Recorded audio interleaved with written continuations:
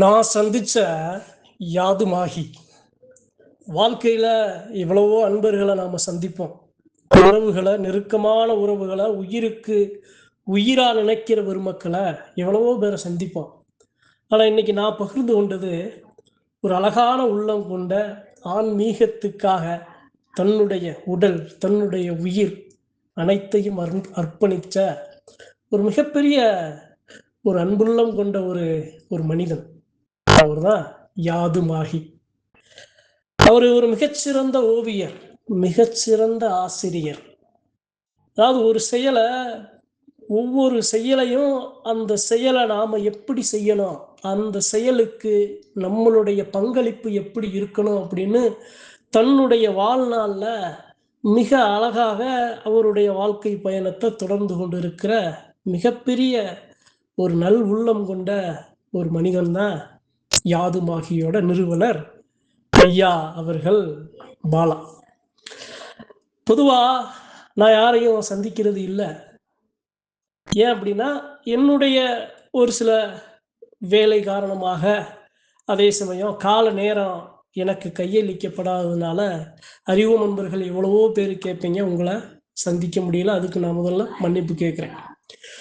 சரி, நீங்க ஏங்க இவரை சந்திச்சீங்க? காரணம் என்ன? இவரை சந்திக்க காரணம் என்ன? நீங்க சொல்றீங்கன்னா இவரை சந்திக்க மட்டும் உங்களுக்கு நேரம் இருக்கா அப்படின்னு நீங்க கேட்கலாம். அதான் சொன்னேன், வாழ்க்கையில நாம யாரை சந்திக்கிறோம் அப்படிங்கிறது இறைவன் நமக்கு கட்டளையிட்டு இவர்களை சந்தி அப்படிங்கிற மாதிரி அனுப்புற மாதிரி ஒரு சில விஷயங்கள் நடக்கும்ல, அது எனக்கு நடந்துச்சு. சரி, ஐயாவை பத்தி பேசணும் அப்படின்னா, நான் ஏற்கனவே சொல்லியிருக்கேன், அற்புதமான ஓவியர். எப்படி சொல்றது அப்படின்னா, ஒரு மாணவ செல்வங்களை நல்வழிப்படுத்தும் ஆகச்சிறந்த பணியை எடுத்து நடத்தும், செயல்படுத்தும் ஆசிரியர் அவர்கள். சரிங்க, அப்ப அவர் என்ன பண்றாரு, ஐயா ஒரு நாள்ல அழைக்கிறார். அவர் முகத்தை நான் பார்த்ததில்லை, என் முகத்தை அவர் பார்த்ததில்லை. அவர் எப்படி இருப்பாரு, அவர் யாரு என்னன்னு அவருக்கும் தெரியாது, நான் யாரு என்னன்னு அவருக்கும் தெரியாது, எனக்கும் தெரியாது. அப்ப அவர் அழைக்கிறாரு. அழைச்ச கணமே என்னுடைய நாவானது, என்னுடைய சொல்லானது அவருக்கு, ஐயா வேண்டாம் ஐயா, நான் யாரையும் சந்திப்பது இல்லை அப்படின்னு நான் சொல்லலை. ஏன் சொல்லலை, எதுக்கு சொல்லலை அப்படிங்கிறது காரணம் எனக்கு தாமதமாகத்தான் புரிஞ்சிச்சு. சரி, அவர் அழைக்கிறாரு. அவர் அழைத்த உடனே, ஐயா அது மாதிரி ஒரு கோவில் இருக்கு, ஒரு ஆலயம் இருக்கு, ஒரு தாய் சிவகாமி அம்மன், அந்த ஐயா, அந்த பரமேஸ்வரன், அந்த ஒரு ஆலயம் இருக்கு, அந்த ஆலயத்துக்கு வாங்க நாம சந்திப்போம் அப்படின்னு. அப்ப நான் என்னுடைய குலதெய்வ கோவிலுக்கு போறேன், என் குலசாமிய வணங்க போறேன். அப்ப அவர் அழைக்கிறாரு, அவர் அந்த இடத்துல சந்திக்கிற ஒரு நிகழ்வு. புரியுதா ஏன் அவரை சந்திக்கிறேன் அப்படின்னு? நம்மை வழிநடத்தும் தெய்வங்கள் இதுபோன்று நன்மக்களை சந்திக்க வேண்டும், அவர்களிடமிருந்து நீ கற்றுக்கொள்ள வேண்டும் அப்படிங்கிற ஒரு அமைப்பு எனக்கு இருந்ததுனால தான் அவர் அன்னைக்கு நான் சந்திக்கிறேன். ஆலயத்துக்கு வந்துட்டோம், நானும் வந்துட்டோம், அவரு வந்துட்டோம். அப்ப அவருக்கு ஒரு ஒரு ஒரு சிறு ஒரு ஒரு ஒரு ஒரு நிமிடங்களுக்கு முன்பே நான் ஆலயம் போயிட்டேன். ஆலயத்துக்காக அவர் காத்துட்டு இருக்கேன். அவர் வர்றாரு. அவர் வரும்போது நான் அவரை பார்க்கிறேன். நம்மை அழைத்தவர் நம்மள்கிட்ட பேசணும்னு சொல்லவர் இவரா இருக்க மாட்டாரு, வேற யாராத்தான் இருப்பாரு. ஏன் அப்படின்னா, அவருடைய தோற்றம் எப்படி இருக்கு அப்படின்னா, ஒரு சித்தர் போல. அவருடைய தோற்றம் எப்படி இருக்கு அப்படின்னா, ஒரு சிவனடியான் போல. அவருடைய தோற்றம் எப்படி இருக்கு அப்படின்னா, ஒரு பெரும் மிகச்சிறந்த ஒரு ஆன்மீகவாதி போல.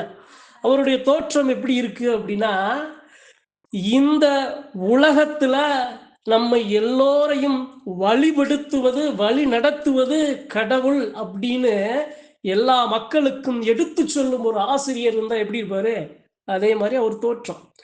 அவரை பார்க்கும்போது நான் வியக்கிறேன். ஆனா இவரை நம்மளை அழைச்சிருக்க மாட்டார். இவ்வளவு பெரிய மனுஷன், அவருடைய அந்த சடாட்சர அந்த முடியும் சரி, அவருடைய நெற்றியில் அணிஞ்சிருக்கிற அந்த திருநீர் விபூதியும் சரி, அவருடைய ஆடையும் சரி, அவர் ஒரு ஆசிரியருங்க. தன்னை தான் கொண்ட, தன்னை இழுத்த, தன்னை ஈர்த்த தெய்வ சக்திக்காக நாம் உண்மையாக இருக்க வேண்டும் என்று தன்னை அர்ப்பணிச்ச மனுஷன் அழக பார்க்கல.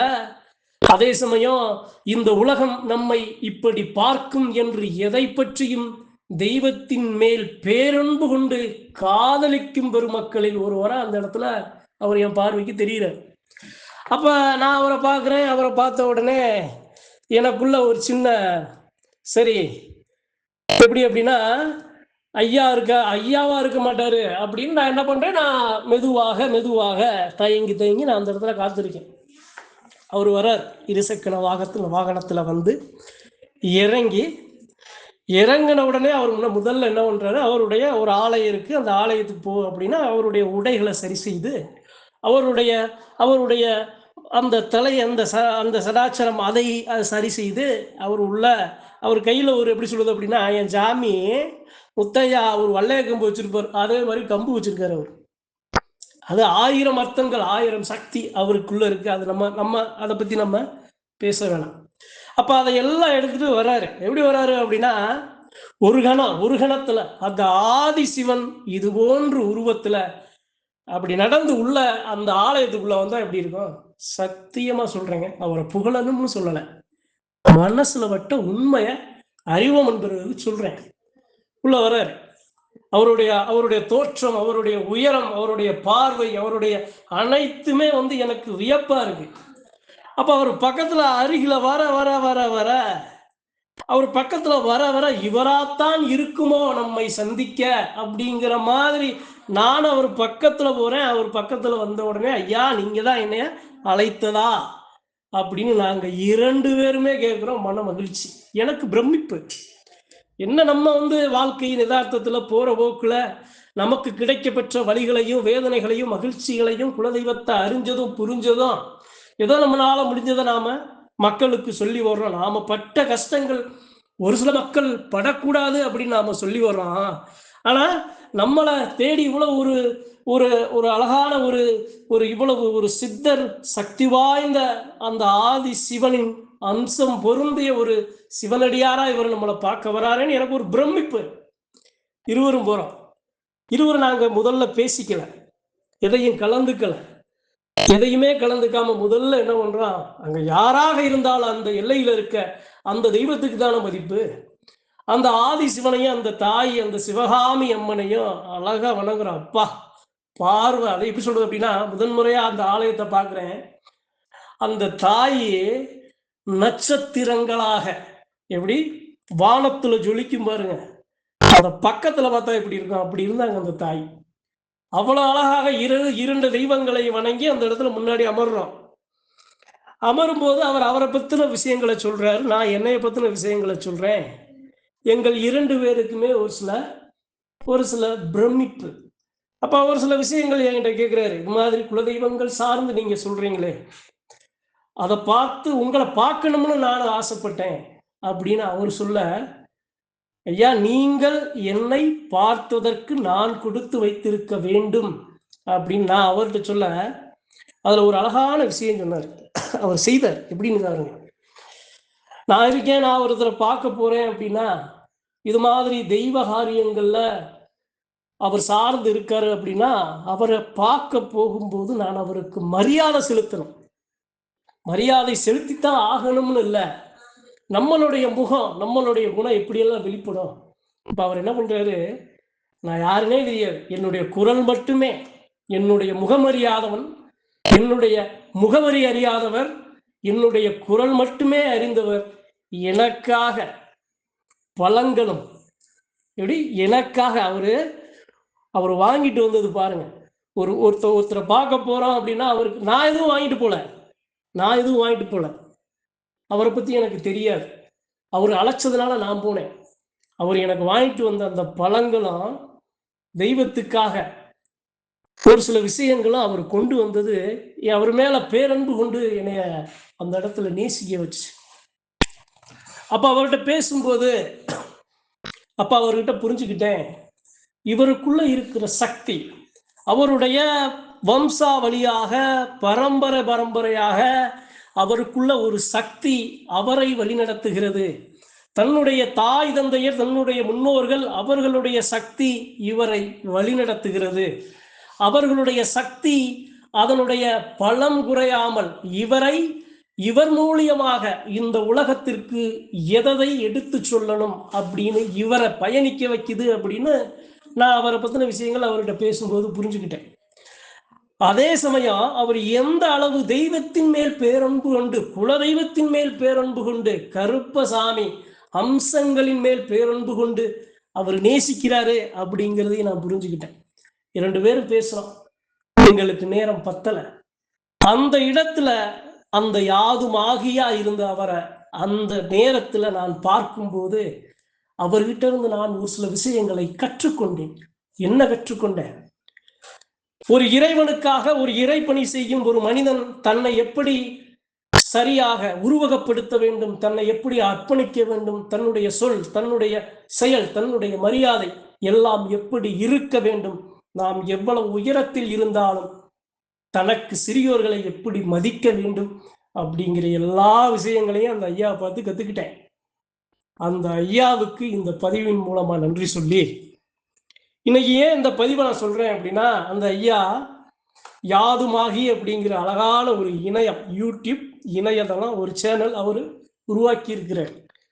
அவர் பேச்ச, அவருடைய அந்த சொற்பொழிவை, அவர் மனசுல நினைக்கிறத அறிவு நண்பர்கள் எல்லாரும் உள்வாங்க. இந்த பதிவுல அவருடைய சேனலை பத்தின அந்த லிங்கை நான் பகிர்ந்து கொள்றேன். எல்லாரும் பாருங்க.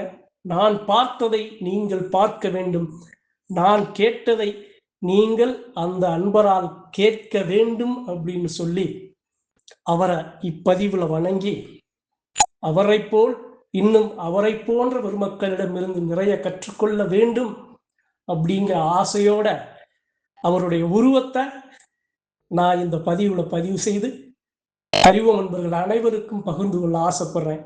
ஆதரவு கொடுங்கள், அவரை பற்றி தெரிந்து கொள்ளுங்கள். உங்களுடைய குழப்பங்களை உங்களுடைய ஜாதக ரீதியாக அவர் விளக்குவார் என்ற நம்பிக்கையுடன் அவரை பற்றியும், நான் பெற்ற அனுபவத்தை பற்றியும், எனக்கு கிடைக்கப்பெற்ற ஆதிசிவன் சிவகாமி அம்மன் ஆலயத்தில் கிடைக்கப்பெற்ற மரியாதையையும் போற்றி இந்த பதிவை அவருக்கும் அறிவு நண்பர்களுக்கும் பகிர்ந்து கொள்ள ஆசைப்படுகிறேன். நன்றி, வணக்கம். மற்றும் ஒரு பதிவில் சந்திப்போம்.